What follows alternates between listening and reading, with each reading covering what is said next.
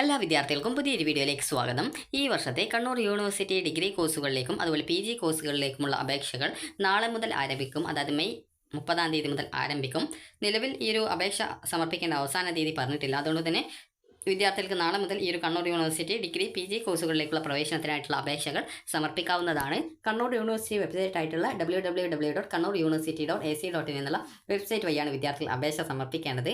അപ്പോൾ വിദ്യാർത്ഥികൾക്ക് എങ്ങനെ അപേക്ഷ സമർപ്പിക്കാമെന്ന് പറയുന്നതിന് മുമ്പായിട്ട് വിദ്യാർത്ഥികൾ അപേക്ഷ സമർപ്പിക്കുന്നതിന് മുമ്പായിട്ട് നിങ്ങൾക്ക് അപേക്ഷിക്കാൻ ആവശ്യമായിട്ടുള്ള +2ൻ്റെ മാർക്ക് ലിസ്റ്റ്, അതായത് എത്ര മാർക്കാണ് നിങ്ങൾക്ക് ഓരോ സബ്ജക്റ്റിനും കിട്ടിയിട്ടുള്ളത് എന്നുള്ളത് എൻ്റർ ചെയ്ത് കൊടുക്കാൻ വേണ്ടിയിട്ടാണ് മാർക്ക് ലിസ്റ്റിൻ്റെ കാര്യം പറയുന്നത്.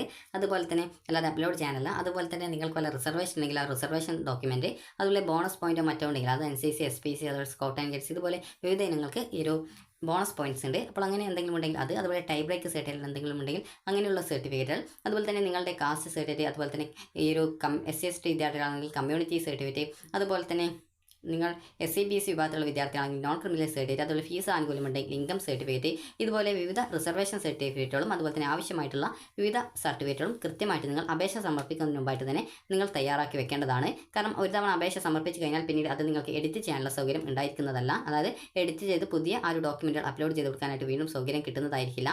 അതുകൊണ്ട് തന്നെ നിങ്ങൾ അപേക്ഷ സമർപ്പിക്കും മുമ്പായിട്ട് തന്നെ നിങ്ങൾക്ക് എന്തൊക്കെ റിസർവേഷൻസ് ഉണ്ടോ അതുമായി ബന്ധപ്പെട്ടുള്ള എല്ലാവിധ ഡോക്യുമെൻറ്റ്സും കാര്യങ്ങളൊക്കെ കൃത്യമായിട്ട് നിങ്ങൾ തയ്യാറാക്കി വെച്ച ശേഷം മാത്രം അപേക്ഷിക്കുക. കാരണം പിന്നീട് ഈ ഒരു അപേക്ഷയിൽ ആ ഒരു വിവിധ റിസർവേഷനുമായി ബന്ധപ്പെട്ടുള്ള കാര്യങ്ങളൊന്നും, അതുപോലെ സ്കോളർഷിപ്പ് ലഭിക്കാനായിട്ടുള്ള ഇൻകം സർട്ടിഫിക്കറ്റിൻ്റെ കാര്യങ്ങളൊന്നും പിന്നീട് നിങ്ങൾക്ക് അപ്ലോഡ് ചെയ്യാനോ അല്ലെങ്കിൽ അഡ്മിഷൻ സമയത്ത് കൊടുത്തതുകൊണ്ട് പ്രത്യേകിച്ച് പ്രയോജനം ഉണ്ടാവുകയോ ചെയ്യില്ല.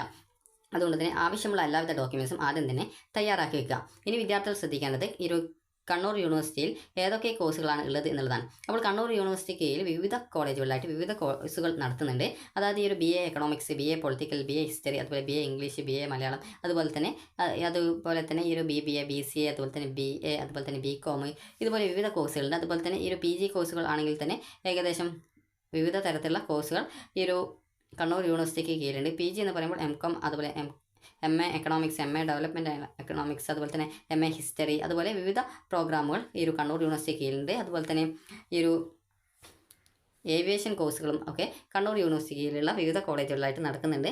അപ്പോൾ വിദ്യാർത്ഥികൾക്ക് ഏതൊക്കെ കോഴ്സുകളാണ് താല്പര്യമുള്ളത്, അത് ഏതൊക്കെ കോളേജുകളിലാണ് ഉള്ളത് എന്നാൽ നിങ്ങൾ കൃത്യമായിട്ട് അത് മനസ്സിലാക്കുക. അപ്പോൾ വിദ്യാർത്ഥികൾക്ക് ഈ ഒരു കണ്ണൂർ യൂണിവേഴ്സിറ്റിയിലേക്കുള്ള ഡിഗ്രി കോഴ്സുകളിലേക്കുള്ള പ്രവേശനം അപ്പോൾ വിദ്യാർത്ഥികൾ ആദ്യം തന്നെ നിങ്ങൾക്ക് ഏതൊക്കെ കോഴ്സുകളാണ്, അതുപോലെ ഏതൊക്കെ കോളേജുകളിലാണ് അഡ്മിഷൻ നേടേണ്ടത്, നിങ്ങൾക്ക് പോയിട്ട് വരാൻ പറ്റുന്നതോ അല്ലെങ്കിൽ ഹോസ്റ്റൽ സൗകര്യമുള്ള കോളേജുകൾ ഏതൊക്കെയാണെന്നുള്ള കാര്യം ആദ്യം തന്നെ കൃത്യമായിട്ട് മനസ്സിലാക്കുക. ഒരു വിദ്യാർത്ഥിക്ക് മാക്സിമം 20 ഓപ്ഷനുകളാണ് സാധാരണഗതിയിൽ വിവിധ യൂണിവേഴ്സിറ്റികൾ ഓപ്ഷൻ നൽകാനായിട്ട് അനുവദിക്കാറുള്ളത്. 20-ൽ കൂടുതൽ ഓപ്ഷൻസ് കൊടുക്കാനായിട്ട് പറ്റില്ല എന്നാണ് തോന്നുന്നത്. അപ്പോൾ അതുകൊണ്ട് തന്നെ 20 ഓപ്ഷൻസിൽ നിങ്ങൾക്ക് ഏതൊക്കെ കോളേജുകൾ, ഏതൊക്കെ കോഴ്സുകൾ വേണം എന്നുള്ളത് ആദ്യം തന്നെ ലിസ്റ്റ് തയ്യാറാക്കി വയ്ക്കുക. അതുപോലെ തന്നെ ബിരുദ പ്രോഗ്രാമുകൾ, അത് ഡിഗ്രി കംപ്ലീറ്റ് ആയിട്ടുള്ള വിദ്യാർത്ഥികൾ, ഡിഗ്രി പാസ്സായിട്ടുള്ള വിദ്യാർത്ഥികൾക്കും അതുപോലെ ഡിഗ്രി അവസാന വർഷ റിസൾട്ട് വെയിറ്റ് ചെയ്യുന്ന വിദ്യാർത്ഥികൾക്കുമാണ് ബിരുദ പ്രോഗ്രാമുകളിലേക്കുള്ള അപേക്ഷ സമർപ്പിക്കാൻ, അതായത് ബിരുദാനന്തര ബിരുദ പ്രോഗ്രാമുകളിലേക്കുള്ള അപേക്ഷ സമർപ്പിക്കാൻ പറ്റുക. അതായത് PG കോഴ്സുകളിലേക്ക് പറ്റുക. ബിരുദ പ്രോഗ്രാമുകളിലേക്ക്, അതായത് ഡിഗ്രി കോഴ്സുകളിലേക്ക് +2 ജയിച്ച വിദ്യാർത്ഥികൾക്ക് അപേക്ഷിക്കാവുന്നതാണ്. അപ്പോൾ ബിരുദ പ്രോഗ്രാം എന്ന് പറയുമ്പോൾ തന്നെ അതിൽ 2 വിഭാഗം കോഴ്സുകളുണ്ട്. 3 ഇയർ വരുന്ന കോഴ്സുണ്ട്, 4 ഇയർ വരുന്ന കോഴ്സുണ്ട്. 3 ഇയർ കോഴ്സ് ആണെങ്കിൽ സാധാരണ ഒരു ബിരുദമാണ്. 3 വർഷം കഴിയുമ്പോൾ നിങ്ങൾക്കൊരു degree certificate, 3 year degree certificate കിട്ടും. അതുപോലെ തന്നെ ഇപ്പോൾ നിങ്ങൾക്ക് കണ്ണൂർ യൂണിവേഴ്സിറ്റിയിലേക്ക് അതായത് അപേക്ഷിക്കാൻ പറ്റുന്നത് FIUGP എന്നുള്ള ആ ഒരു പാറ്റേണിലേക്കാണ്. FIUGP എന്ന് പറഞ്ഞാൽ 4 ഇയർ അണ്ടർ ഗ്രാജുവേറ്റ് പ്രോഗ്രാം എന്നാണ് ഉദ്ദേശിക്കുന്നത്. അപ്പോൾ 4 വർഷത്തെ കോഴ്സാണ്. അപ്പോൾ ഇതിൽ 3 വർഷം പഠിച്ചു കഴിഞ്ഞാൽ നിങ്ങൾക്ക് 3 ഇയർ ഡിഗ്രി കിട്ടും. അതുപോലെ FIUGP 4 വർഷം പഠിച്ചു കഴിഞ്ഞാൽ നിങ്ങൾക്ക് 4 ഇയർ ഹോണേഴ്സ് ബിരുദം കിട്ടും. അപ്പോൾ വിദ്യാർത്ഥികൾക്ക് നിങ്ങളുടെ താല്പര്യത്തിനനുസരിച്ച് നിങ്ങൾക്ക് കോഴ്സുകളിലേക്ക് ഓപ്ഷനുകൾ നൽകാവുന്നതാണ്. അപ്പോൾ അതുപോലെ തന്നെ വിദ്യാർത്ഥികൾ ശ്രദ്ധിക്കേണ്ട പ്രധാനപ്പെട്ട കാര്യം എന്ന് പറയുന്നത് ഈ ഒരു അപേക്ഷ സമർപ്പിക്കുന്ന സമയത്ത് അപേക്ഷയിൽ യാതൊരുവിധ തെറ്റുകളൊന്നും വരുത്തരുത്. അപേക്ഷയിൽ എന്തെങ്കിലും തെറ്റുകളുണ്ടോ എന്നാൽ കൃത്യമായിട്ട് നിങ്ങൾ പരിശോധിച്ച് ഉറപ്പുവരുത്തേണ്ടതാണ്. ഇനി ഇങ്ങനെയാണ് ഇതിൻ്റെ അപേക്ഷയും കാര്യങ്ങളൊക്കെ എന്ന് പറയാം. അപ്പോൾ ആദ്യം തന്നെ ഇതിൻ്റെ അപേക്ഷ എന്ന് പറയുമ്പോൾ വിദ്യാർത്ഥികൾ ഈ ഓൺലൈനായിട്ട് അപേക്ഷ സമർപ്പിക്കുകയാണ് ആദ്യം ചെയ്യേണ്ടത്. അപ്പോൾ അതിനുശേഷം വിദ്യാർത്ഥികൾക്ക് ഓൺലൈനായിട്ട് അപേക്ഷ സമർപ്പിച്ച് കഴിഞ്ഞാൽ നിങ്ങൾക്ക് പിന്നീട് ഇതിൻ്റെ അലോട്ട്മെൻറ്റ്, ആദ്യം ട്രയൽ അലോട്ട്മെൻറ്റ് വരും. ട്രയൽ അലോട്ട്മെൻറ്റ് വന്നു കഴിഞ്ഞാൽ നിങ്ങൾക്ക് എന്തെങ്കിലും അപേക്ഷയിൽ എഡിറ്റ് ചെയ്യണമെങ്കിൽ അങ്ങനെ എഡിറ്റ് ചെയ്ത് കൊടുക്കാൻ സാധിക്കും. അതേസമയം നിങ്ങൾക്ക് പ്രത്യേകിച്ച് അപേക്ഷയിലൊന്നും എഡിറ്റ് ചെയ്യണമെങ്കിൽ പ്രത്യേകിച്ച് ഒന്നും ചെയ്യേണ്ടതില്ല. അതുപോലെ തന്നെ എഡിറ്റിംഗ് സമയത്ത് നിങ്ങൾ നൽകിയുള്ള 20 ഓപ്ഷൻസിൽ ഏത് ഓപ്ഷൻസ് വേണമെങ്കിൽ എഡിറ്റ് ചെയ്ത് മാറ്റാനൊക്കെ സാധിക്കുന്നതാണ്. അതുപോലെ തന്നെ BA ഏവിയേഷൻ കോഴ്സുകൾ ഉൾപ്പെടെയുള്ള കോഴ്സുകൾ വിവിധ കോളേജുകളിലുണ്ട്. അപ്പോൾ നിങ്ങൾക്ക് ഏതാണ് താല്പര്യം അതിനനുസരിച്ച് നിങ്ങൾ ഓപ്ഷൻസ് കൊടുക്കുക, നിങ്ങളുടെ പ്രയോറിറ്റി അനുസരിച്ച് ഓപ്ഷൻസ് കൊടുക്കുക. അതുപോലെ തന്നെ ട്രയൽ അലോട്ട്മെൻറ്റിന് ശേഷം പിന്നീട് ഫസ്റ്റ് അലോട്ട്മെൻറ്റ് വരും. അതുപോലെ തന്നെ ചില യൂണിവേഴ്സിറ്റികൾ ഫസ്റ്റ് അലോട്ട്മെൻറ്റിന് ശേഷം അഡ്മിഷൻ നേടാനായിട്ട് പറയും. അതുപോലെ നിങ്ങൾക്ക് ഫസ്റ്റ് അലോട്ട്മെൻറ്റിന് ശേഷം അലോട്ട്മെൻറ്റ് കിട്ടുകയാണെങ്കിൽ ആ ഒരു സീറ്റ് കൺഫേം ചെയ്യാനായിട്ട് നിങ്ങളൊരു ഫീസൊക്കെ അടക്കേണ്ടതായിട്ടുണ്ട്. അപ്പോൾ അതിന് നിശ്ചിത സമയത്തിനുള്ളിൽ നിങ്ങൾ ഫീസ് അടച്ചിട്ടില്ലെങ്കിൽ ആ ഒരു സീറ്റ് പോവുകയും പിന്നീട് നിങ്ങൾക്ക് അടുത്ത അലോട്ട്മെൻറ്റിൽ നിങ്ങളെ പരിഗണിക്കുകയോ ഇല്ലയോ എന്നുള്ളത് ഡൗട്ട് ഉണ്ട്. അപ്പോൾ അതുകൊണ്ട് തന്നെ നിങ്ങൾ ശ്രദ്ധിക്കേണ്ടത് ഒരു തവണ നിങ്ങൾക്ക് അലോട്ട്മെൻറ്റ് കിട്ടിയിട്ടുണ്ടോ ഇല്ലയോ എന്നുള്ളതൊക്കെ നിങ്ങൾ കൃത്യമായിട്ട് പരിശോധിക്കുകയും അലോട്ട്മെൻറ്റ് കിട്ടിയിട്ടുണ്ടെങ്കിൽ ഫീസും കാര്യങ്ങളൊക്കെ അടക്കാനായിട്ട് കൃത്യസമയത്ത് ശ്രദ്ധിക്കുകയും ചെയ്യേണ്ടതാണ്. അതുപോലെ തന്നെ എപ്പോഴാണ് അഡ്മിഷൻ, ചില യൂണിവേഴ്സിറ്റികൾ 2 അലോട്ട്മെൻറ്റിന് ശേഷമാണ് അഡ്മിഷൻ നേടാൻ പറയുക, ചില യൂണിവേഴ്സിറ്റികൾ ഫസ്റ്റ് അലോട്ട്മെൻറ്റിന് ശേഷമാണ് അഡ്മിഷൻ നേടാനായിട്ട് പറയുക. അപ്പോൾ അതുകൊണ്ട് തന്നെ കൃത്യമായിട്ട് യൂണിവേഴ്സിറ്റി എപ്പോഴാണ് അഡ്മിഷൻ നേടാനായിട്ട് പറയുന്നതെന്ന് കൃത്യമായിട്ട് നിങ്ങൾ മനസ്സിലാക്കേണ്ടതാണ്. കാരണം പല വിദ്യാർത്ഥികളും കഴിഞ്ഞ വർഷം അലോട്ട്മെൻറ്റ് കിട്ടിയിട്ട് ഫീസ് അടക്കാത്തത് കാരണം ആ ഒരു സീറ്റും കാര്യങ്ങളൊക്കെ നഷ്ടമായിട്ടുണ്ടായിരുന്നു. അപ്പോൾ അതുകൊണ്ട് നിങ്ങളും ഈ ഒരു രീതിയിൽ ഫീസ് അടക്കുന്ന സമയത്ത് കൃത്യമായിട്ട് അത് ശ്രദ്ധിക്കണം എന്നാണ് പറയുന്നത്. അതുപോലെ തന്നെ വിദ്യാർത്ഥികൾ ശ്രദ്ധിക്കേണ്ട പ്രധാനപ്പെട്ട കാര്യം, കോഴ്സുകൾ എന്ന് പറയുമ്പോൾ നിങ്ങൾക്കറിയാം ഗവൺമെൻറ് കോളേജുണ്ട്, അതുപോലെ തന്നെ സെൽഫ് ഫിനാൻസ് കോളേജുകളുണ്ട്, അതുപോലെ തന്നെ എയ്ഡഡ് കോളേജുകളുണ്ട്. അപ്പോൾ ഇതിലെ ഫീസ് സ്ട്രക്ചറും കാര്യങ്ങളൊക്കെ നിങ്ങൾ മനസ്സിലാക്കേണ്ടതാണ്. ഗവൺമെൻറ് കോളേജ് ആണെങ്കിൽ ആദ്യം അഡ്മിഷൻ ടൈമിൽ ഫീസ് നിങ്ങൾക്ക് ചെറിയൊരു ഫീസ് ഉണ്ടാകും, എന്നാൽ അതിനുശേഷം പിന്നീട് താരതമ്യേന ഫീസ് വളരെയധികം കുറവായിരിക്കും. അതുപോലെ തന്നെ സെൽഫ് ഫിനാൻസ് ആണെങ്കിൽ നിങ്ങൾ തന്നെ ഫീസ് ഓരോ സെമസ്റ്ററിലും ഒരു നിശ്ചിത ഫീസ് കോളേജിലൊക്കെ അടക്കേണ്ടതായിട്ട് വരും. അപ്പോൾ അതുകൊണ്ട് തന്നെ കൃത്യമായിട്ട് നിങ്ങൾ സെലക്ട് ചെയ്യുന്ന കോളേജുകളും കാര്യങ്ങളും അവിടുത്തെ കോഴ്സിൻ്റെ ആ ഒരു ഫീസ് സ്ട്രക്ചറും കാര്യങ്ങളൊക്കെ കൃത്യമായിട്ട് മനസ്സിലാക്കേണ്ടതാണ്. അതുപോലെ എയ്ഡഡ് കോളേജുകളിലാണെങ്കിലും ഫീസ് വളരെയധികം കുറവായിരിക്കും. അപ്പോൾ അതുകൊണ്ട് തന്നെ നിങ്ങൾ സെൽഫ് ഫിനാൻസിലും അതുപോലെ ഈ ഒരു സെൽഫ് ഫിനാൻസ് കോളേജുകളിലെ സെൽഫ് ഫിനാൻസ് കോഴ്സുകളാണ് ഈ ഒരു സെലക്ട് ചെയ്യുന്നത്. അതുപോലെ എയ്ഡഡ് കോളേജിൽ സെൽഫ് ഫിനാൻസ് കോഴ്സുകളുണ്ട്.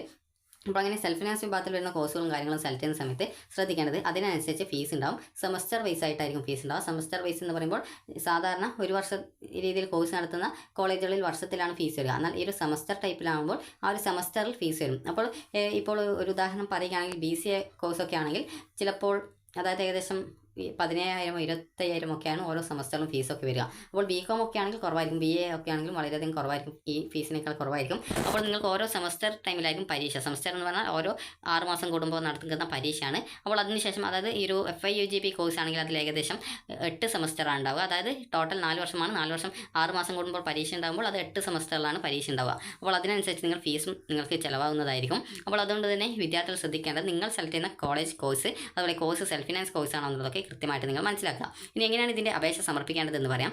അപേക്ഷ സമർപ്പിക്കേണ്ടത് ഈ ഒരു kannur.university.ac.in വെബ്സൈറ്റ് ഓപ്പൺ ചെയ്യുക. ഇവിടെ താഴോട്ടേക്ക് സ്ക്രോൾ ചെയ്യുന്ന സമയത്ത് നിങ്ങൾക്ക് ഇവിടെ കാണാൻ പറ്റുന്നതാണ്. അതായത് ഇവിടെ അഡ്മിഷൻസ് എന്ന് പറഞ്ഞുകൊണ്ട് കാണാം, അഡ്മിഷൻസ് അല്ല അഡ്മിഷൻ എന്ന് പറഞ്ഞുകൊണ്ട് കാണാൻ പറ്റും. അപ്പോൾ വിദ്യാർത്ഥികൾക്ക് ഇവിടെ അഡ്മിഷൻസ് എന്നുള്ള ഭാഗത്ത് നിങ്ങൾ ചെയ്യേണ്ടത് ജസ്റ്റ് ഒന്ന് ക്ലിക്ക് ചെയ്യുക. ക്ലിക്ക് ചെയ്യുന്ന സമയത്ത് അടുത്ത പേജിലേക്ക് പോകും. അപ്പോൾ അടുത്ത പേജിലാണ് നിങ്ങൾക്ക് ഈ ഒരു അപേക്ഷ സമർപ്പിക്കാനുള്ള പേജ് വരിക. അപ്പോൾ ജസ്റ്റ് ആ ഒരു പേജ് ലോഡ് ചെയ്യുന്നതുവരെ നമുക്കൊന്ന് വെയിറ്റ് ചെയ്യാം. അപ്പോൾ ഈ ഒരു പേജ് ലോഡ് ചെയ്ത് വരുമ്പോൾ ഇങ്ങനെയാണ് കാണാൻ പറ്റുക.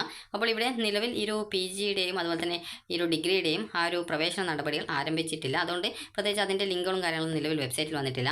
അപ്പോൾ നാളെയോടെ മാത്രമാണ് വെബ്സൈറ്റിൽ ഈ ഒരു ലിങ്കുകളും കാര്യങ്ങളൊക്കെ വരിക. അപ്പോൾ ആ ഒരു FIUGP കോഴ്സുകളിലേക്കുള്ള പ്രവേശനത്തിനായിട്ടുള്ള ലിങ്കും കാര്യങ്ങളൊക്കെ നാളെ, അതായത് ഈ മെയ് 30-ാം തീയതിയോടെയാണ് വരിക. നിലവിൽ ഇതിൽ PGTCA അതുപോലെ വിവിധ കോഴ്സുകളിലേക്കുള്ള ആ ഒരു കോഴ്സുകൾക്കുള്ള ലിങ്കുകൾ മാത്രമാണ് നിലവിൽ വെബ്സൈറ്റിലുള്ളത്. അപ്പോൾ അതുകൊണ്ട് തന്നെ വിദ്യാർത്ഥികൾ ശ്രദ്ധിക്കേണ്ടത് നിലവിൽ നിങ്ങൾക്ക് ഇന്ന് അപേക്ഷിക്കാൻ പറ്റത്തില്ല, എന്നാൽ നാളെ മുതൽ നിങ്ങൾക്ക് അതായത് മെയ് 30-ാം തീയതി മുതൽ അപേക്ഷ സമർപ്പിക്കാവുന്നതാണ്. അപ്പോൾ വിദ്യാർത്ഥികൾക്ക് ഈ വീഡിയോ ഉപകാരപ്രദമായിട്ടുണ്ടെങ്കിൽ ലൈക്ക് ചെയ്യുക, ഷെയർ ചെയ്യുക. Thank you for